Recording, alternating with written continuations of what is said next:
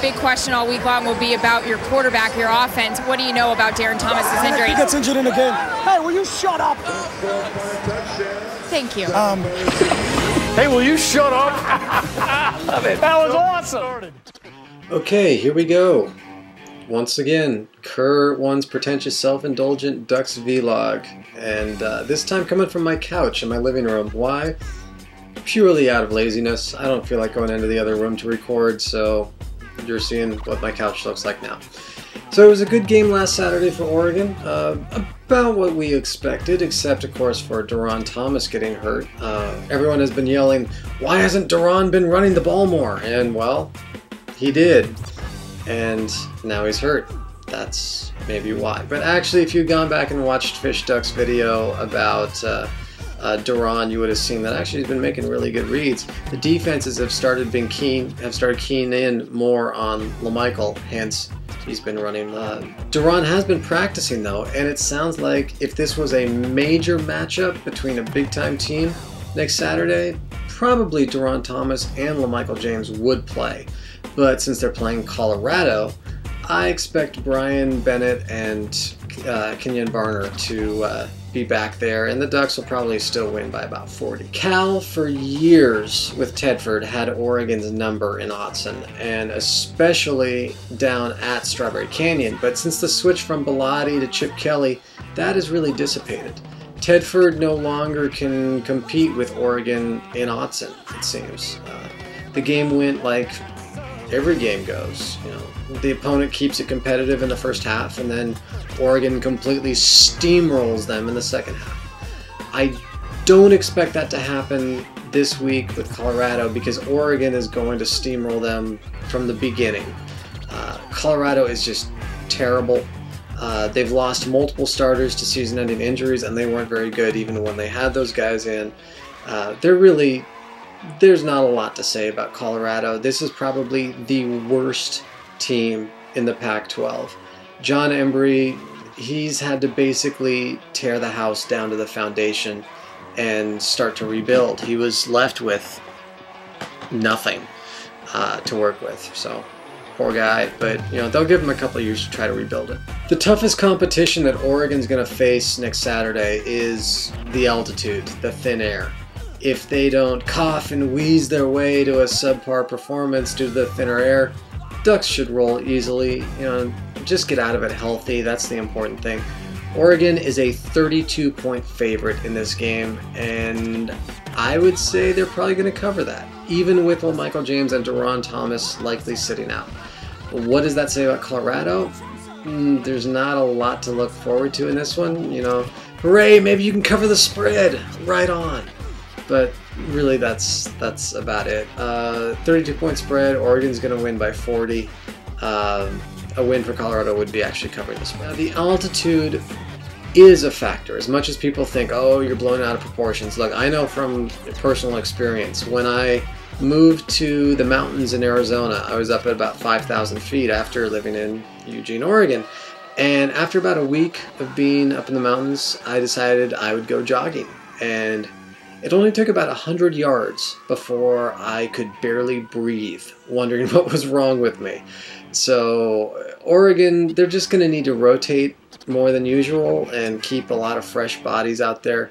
I'm sure Chip has them doing a little extra running this week to prep for it. So the Ducks had a good win last week, and they should have a good win this week. So let's move on to other things. It has been quite a week in the world of Fishduck.com. I guess it's 11 or 12 person crew that has been working on building this website from scratch, starting back in early August to now present day. Last Saturday we had some Boy Scouts passing out flyers in the lots across from Autzen promoting the website, and almost everyone already knew about the website, which is awesome. That means the word is spreading, and we keep getting more and more great endorsements from our about our content from other sites.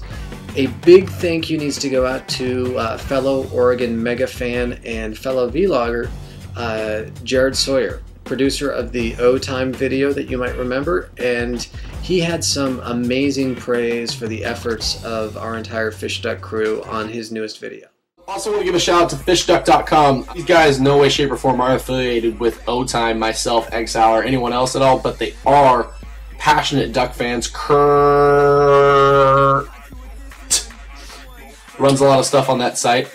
I saw them in Ducks Illustrated too. They break down plays, they have videos, they have archive stuff back to the 90s. I mean, it's just crazy. It's probably the biggest collection of Duck stuff that I've ever seen online. So if you guys have never checked it out, I highly encourage you, go over and check out Fishduck.com. Everyone, when you get a chance, when you get done watching this, post this on someone else's profile just to annoy them, and then go over to Fishduck.com and check out what they put together, because it's absolutely sensational. It's outstanding. Did I just insert footage of a Ducks fan vlog video into another Ducks fan vlog? I may have just ripped a hole in the space-time continuum or destroyed the Matrix, but that just happened. Charles, aka Fishduck, also came out with a new video this week dissecting all the new wrinkles that Chip unveiled in the Cal game, as well as taking a closer look at the abilities of Brian Bennett in the zone read option. Holy crap, we have to appreciate the talent that Chip and his staff have recruited. In 1988, against Arizona State at Autzen, our starting quarterback, Bill Musgrave, who is now the offensive coordinator for the Minnesota Vikings, took on a linebacker and broke his collarbone. Our backup quarterbacks tried their best, but we lost every game thereafter, including to the Sun Devils. Now we lose our starter this year, and a redshirt freshman comes in and guides the team to 20 more points? Unbelievable. We are very fortunate now. In all the Duck practices that I've personally been able to attend, I was always very impressed with Brian Bennett, and I've been saying it for some time now. He is just a master at the zone read mesh, and he's the fastest quarterback that Oregon has had in quite a while. You wouldn't think it maybe at first glance, but this is a guy who ran track in high school. He has some serious legs. Really though, what Charles's videos have taught me, and I think most everyone else, is that Chip Kelly is smarter than all of us combined. Chip is just on a whole different level. We're trying to learn football from down here, and Chip is just way up. The videos that Charles has been making are tremendous learning tools. If you haven't seen any of the Fishduck videos, I urge you, please go check them out. And if you want to learn more about Oregon schemes, this is the place to go right now. TV broadcasters should be watching our videos on Fishduck.com because what they say is largely asinine. Also on Fishduck.com this past Wednesday was my newest article, and I had some great responses from it. Thank you to all who took the time to read. It was reposted on DuckSportsNow.com and on Mike Wines' blog, and of course Addicted to Quack continue to all be great supporters. This past Wednesday's article was about the 1990 BYU-Oregon game. For it, I interviewed Peter Brantley and John, I know I'm going to butcher your name horribly, John Tomapo, I believe it is. He's a linebacker. Rory Derry, and the big hero of the day, Daryl Smith, who had 3 interceptions in that game. They all gave me some great insight, and as with every week, I'm just trying to do these stories justice, but there's so many great stories from Oregon's past. I'm not running out of storylines yet. Maybe someday I'll be struggling, but right now there's plenty to talk about. Anyway, Fishduck is growing like crazy. It's really amazing to see how far the site has come in just a couple of months. Now, if you haven't already done so, please like Fishduck on Facebook and follow us on Twitter and check us out on Ducks Empire. Now, we've added a couple new tweaks to the site to check out. The Fish Letter sign up, our weekly newsletter, is now at the top of the screen, along with thumbnails to all of our social sites. Plus, we have a scroll of some of our favorite football websites. As always, come hang out in the Fishbowl, our message board, and need to give a special thanks to Ducks Illustrated, who have provided the photos that you see on our front page. We have an ongoing rotation of new photos coming in. And don't forget to spend some time watching videos in the Fish Tank. It is the largest comprehensive collection of Oregon videos anywhere. We've now topped 4,000 total videos in the fish tank. And again, a big thank you to all of the websites that continue to support our Fishduck content. Addicted to Quack, Mike Wines, Duck Sports Now, Where is Achilles Smith, Quack Masters. I know I'm going to be forgetting some, but there's so many. Thank you for all of your support. Oh, smartfootball.com, of course. That was amazing when smartfootball.com promoted us. And also thank you to Jared Sawyer for his very generous endorsement of Fishduck.com on this week's vlog that he made. And oh, by the way, all of Jared's vlogs, along with every other Duck fan's vlogs, including the one you're watching now, are all hosted in the fish tank on www.fishduck.com.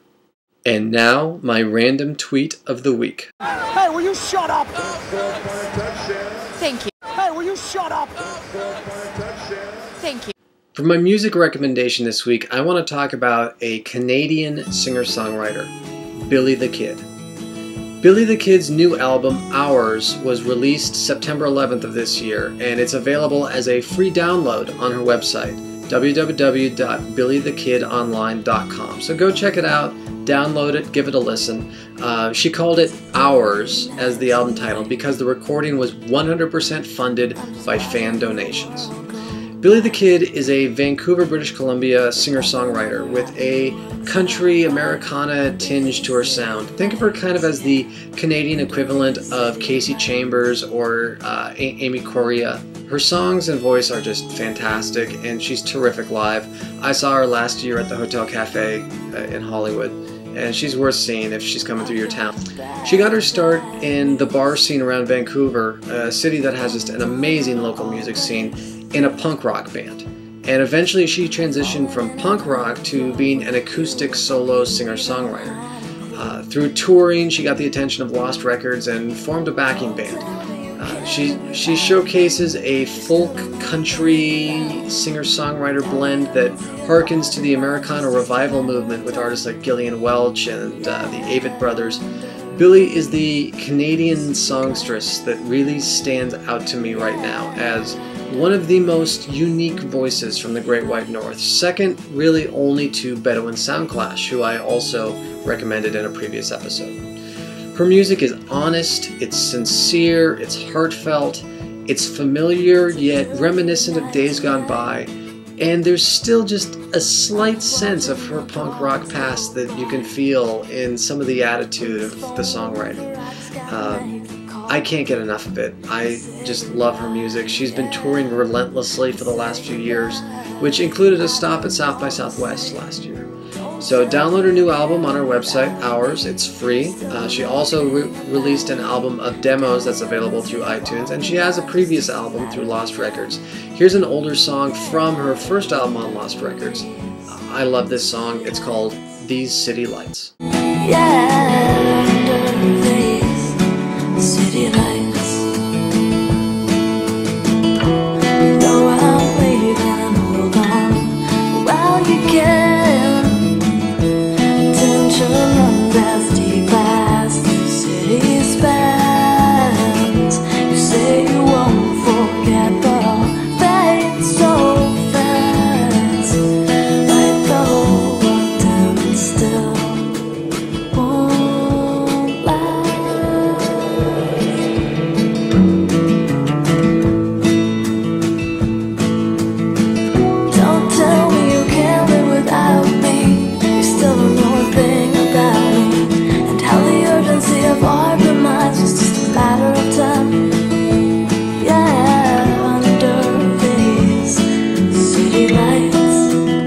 So that's it for me this week. Thank you for watching. I'm beat. It's been a long week for me. Lots of behind the scenes work with Fishduck.com, lots of in front of the scenes work with my job, and the stress, of course, of watching Duran Thomas go down with a knee injury didn't help any. Anyway, I'll be back next week recapping Oregon's hopeful victory over Colorado and previewing the hopeful victory over Washington State. And until then, this is Kurt saying